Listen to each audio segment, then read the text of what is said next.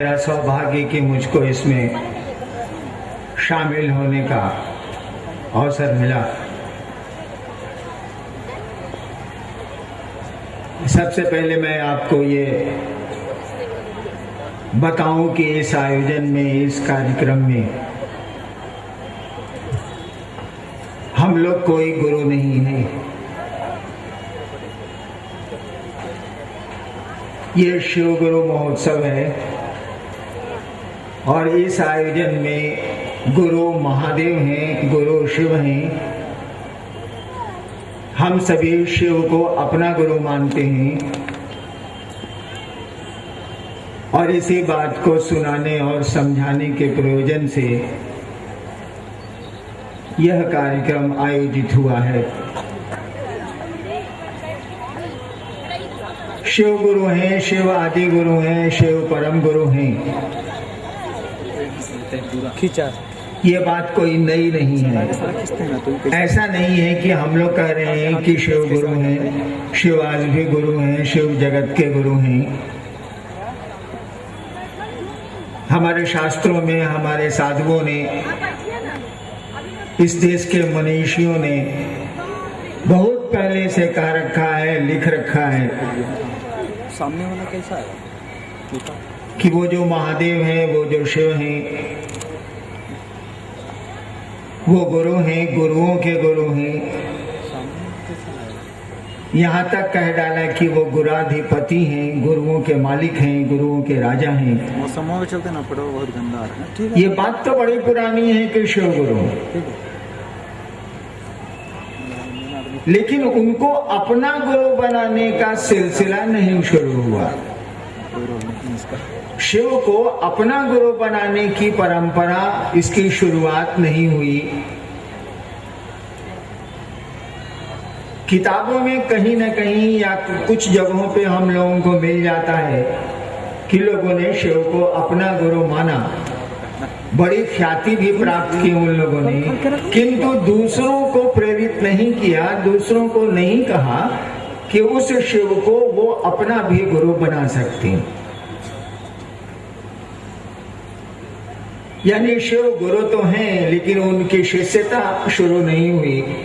उनको लोगों ने, आम लोगों ने, जनमानस ने अपना गुरु नहीं माना। हम लोगों ने कहा कि जिस महादेव की पूजा आप कई हजार वर्षों से खानदान दर खानदान से करते चले आ रहे हैं,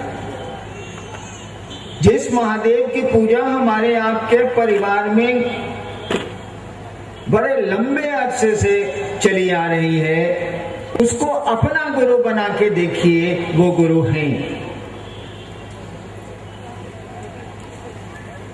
उस शिव को अपना गुरु बनाया जा सकता है और बनाने में कोई मेहनत नहीं है,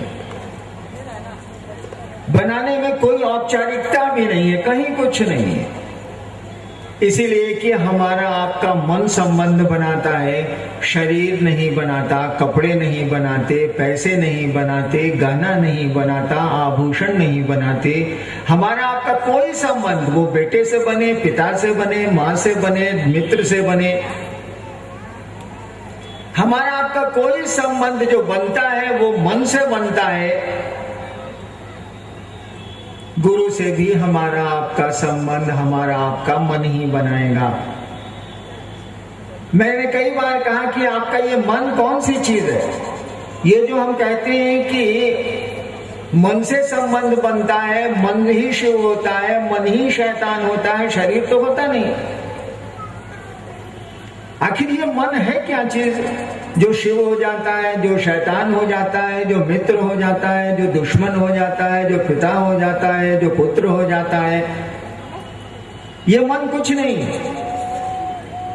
मैंने पहले भी आप लोगों से कहा है कि ये मन विचार पैदा करने की एक मशीन है। हमारे आपके भीतर जो विचार पैदा होते हैं, जो सोच पैदा होती है, मन से पैदा होती है। मन विचार पैदा करने की एक अदृश्य मशीन है जो दिखती नहीं है।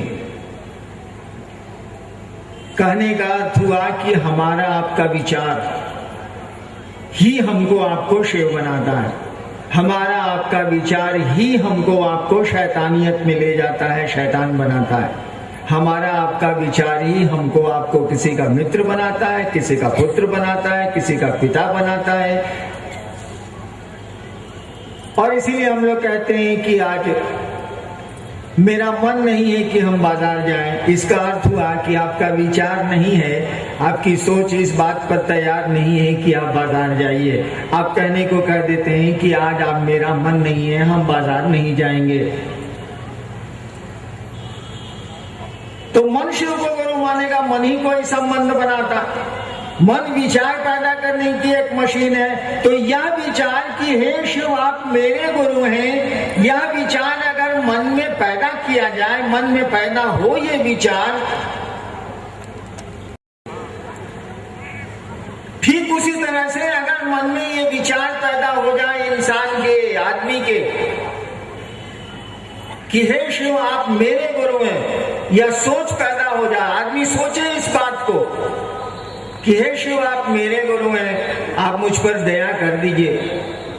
यह सोच अगर अस्थायी हो जाए, यानी सोच के फिर भूलिए नहीं आप, सोच के यानी इस सोच पर कायम रखिए, इस विचार पर अपने मन को अपने को खड़ा रखिए। धीरे धीरे आपका मन उस शिव को गुरु मानने लगेगा, मन शिव को गुरु समझने लगेगा।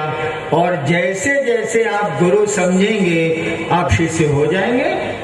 जैसे जैसे किसी को मित्र समझिएगा अपने मित्रता का भाव पैदा होगा, जैसे जैसे किसी को दुश्मन समझिएगा, समझते चले जाइएगा, वैसे वैसे दुश्मनी होती चली जाएगी। जैसे जैसे किसी को अपना समझिएगा, अपना तो पैदा होता चला जाएगा। ठीक उसी तरह से जैसे जैसे शिव को गुरु समझेंगे हम आप, वैसे वैसे शिव की शिष्यता हमारे आप में पनपने लगेगी, अंकुरित होने लगेगी। अब गुरु पर निर्भर करेगा कि वो क्या करेंगे।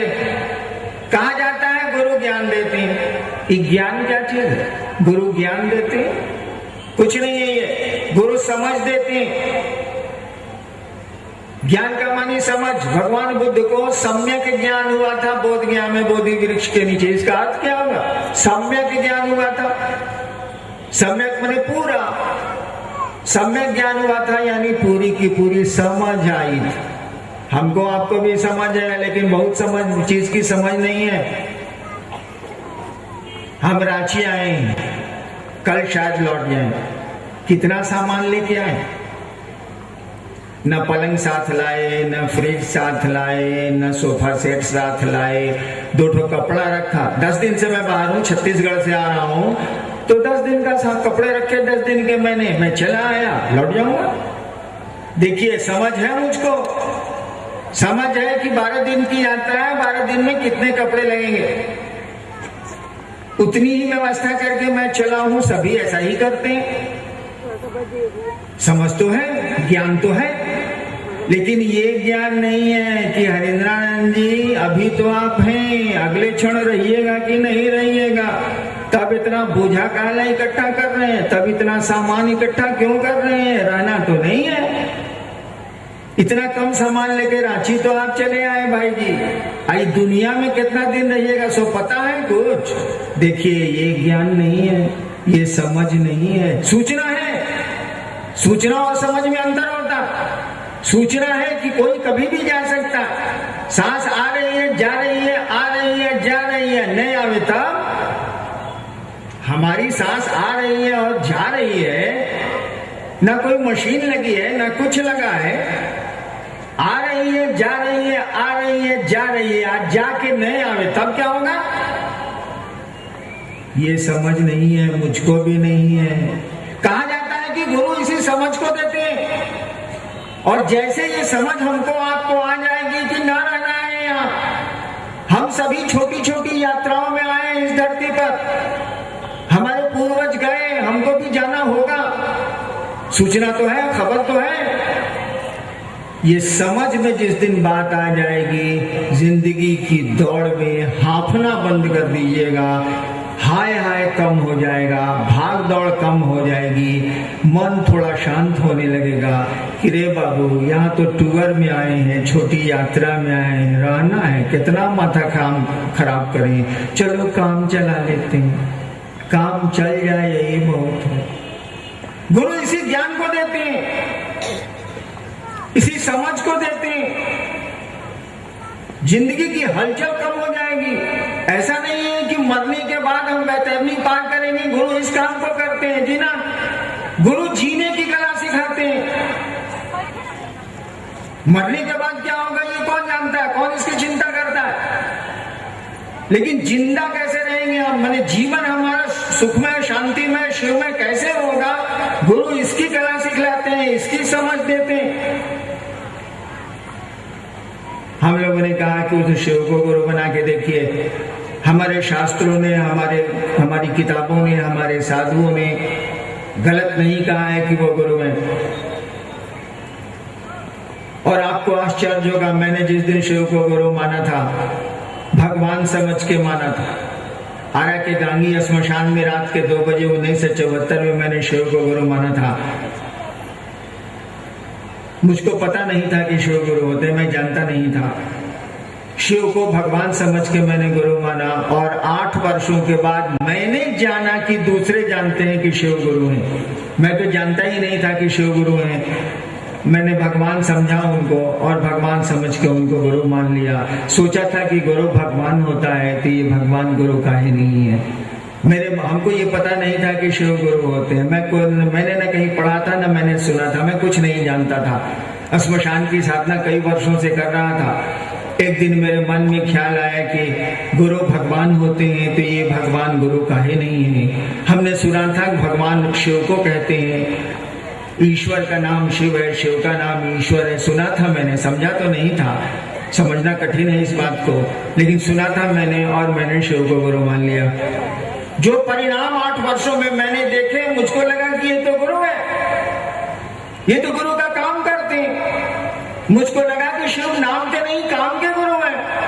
और तब मैंने शुरू किया ये कहना कि भैया शिव को अपना गुरु मान के देखो, तुम्हारा लगता क्या है। एक तुम सोच भी नहीं सकते हो, इस सोचने में तुम्हारा क्या लगता है भाई। हम आप सोच भी नहीं सकते हैं कि हे शिव आप मेरे गुरु हैं। एक रिश्ते को बढ़ा लेना है, घटाना थोड़ा ही है। भगवान तो नहीं वो रहेंगे, उनसे तो दान मांगते ही है, संपत्ति मांगते ही है, सुख मांगते ही है। अरे ज्ञान को नहीं मांग लेते, ज्ञान मांगिएगा तभी ना कोई चीज काम देगी, वो धन हो या संपत्ति हो या कुछ भी हो।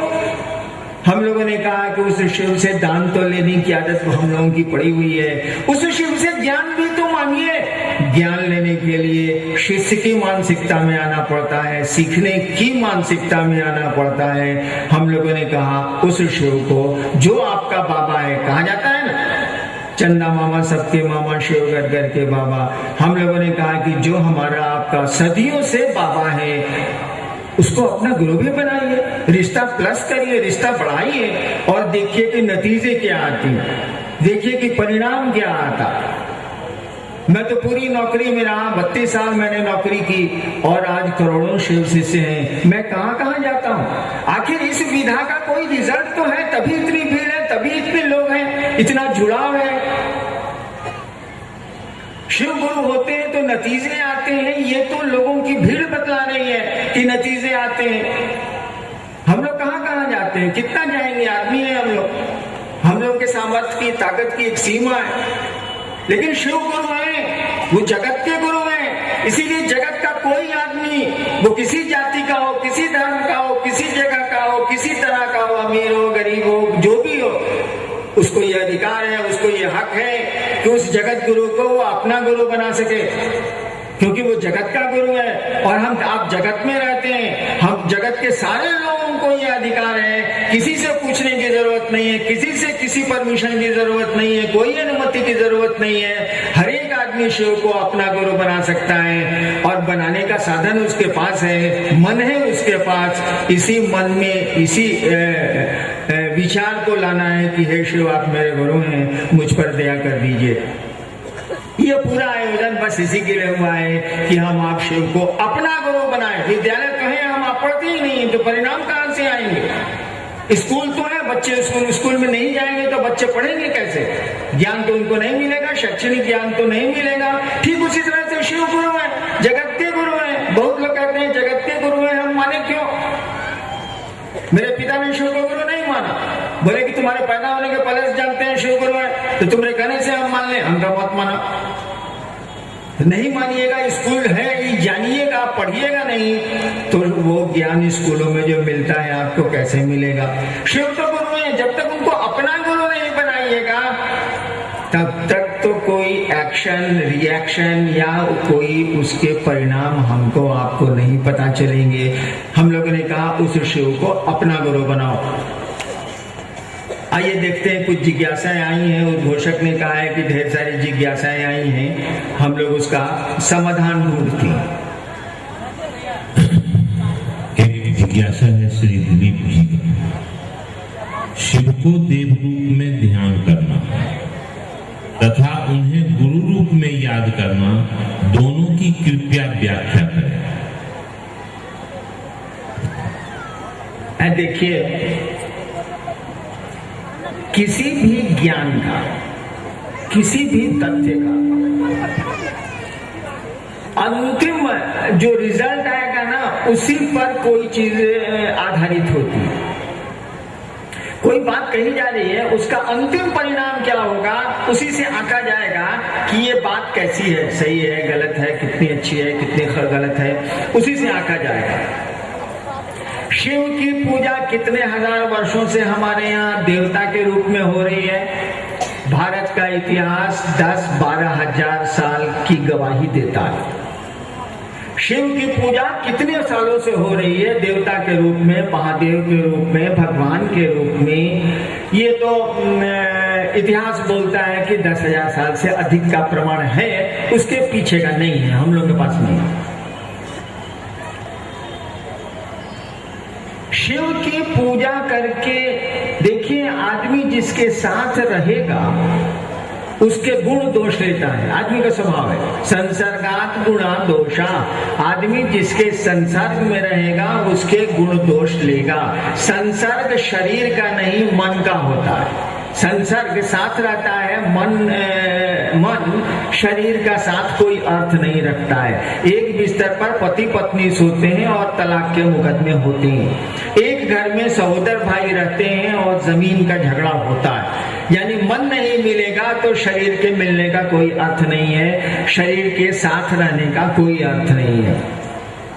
ठीक उसी तरह से हम शिव की पूजा करते हैं, बहुत सारे भगवान की पूजा करते हैं, रोज करते हैं, थोड़ा बहुत करते हैं। क्या उन देवताओं का कोई प्रभाव हम पर, आप पर दिखता है? सोचिएगा तो लगेगा कि नहीं दिखता है। वह शिव जो सबके लिए जहर पीता है, जो कहानियां हैं, हम ऐसा नहीं करते। वह शिव जो जिसने सूरज बनाए, चांद बनाए, सब कुछ बनाया,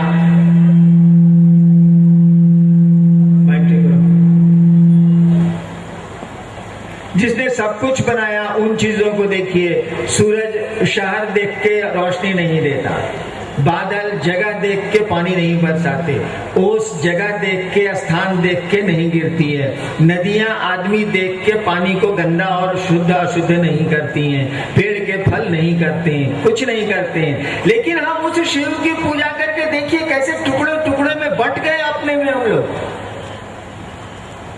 हिस्सा बट गया हम लोगों का, हम लोगों ने खुद बांट लिया। देखिए, देवता का असर हम लोगों पर कम पड़ा है, नहीं के बराबर पड़ा है। जिस शिव के फोटो में बाघ और बैल एक साथ दिखते हैं, बाघ बैल को खाता है, जन्मजात उसका गुण है। जिस शिव की तस्वीर में बाघ और बैल एक साथ दिखते हैं, मोर और सांप एक साथ दिखते हैं, सांप और चूहा एक साथ दिखते हैं, उसी की पूजा करके हम अपने घर में भी साथ नहीं रहते। देखिए कैसी पूजा करते। तो ये तो मैंने कहा कि अंतिम रिजल्ट से मालूम हो जाएगा कि कोई चीज परिणाम दे रही है और कैसी दे रही है, अंतिम रिजल्ट से मालूम हो जाएगा। ऐसे भी भक्त को भगवान की सीढ़ियां चढ़ना पड़ता है। हमको आपको भगवान के निकट जाना पड़ेगा तभी भक्त हो सकते हैं। भक्त तो ऐसे होना बहुत कठिन है। हम लोग याचक हैं, महादेव से मांगते हैं। भक्त तो प्रेमी को कहते हैं जो खुदा से, भगवान से प्रेम करता है, जो देना जानता है। प्रेम का अर्थ होता है जो दे सकता है। प्रेमी प्रेम पात्र को देती है। भगवान को पाने के लिए आपको श्रद्धा और विश्वास की आवश्यकता हो सकती है।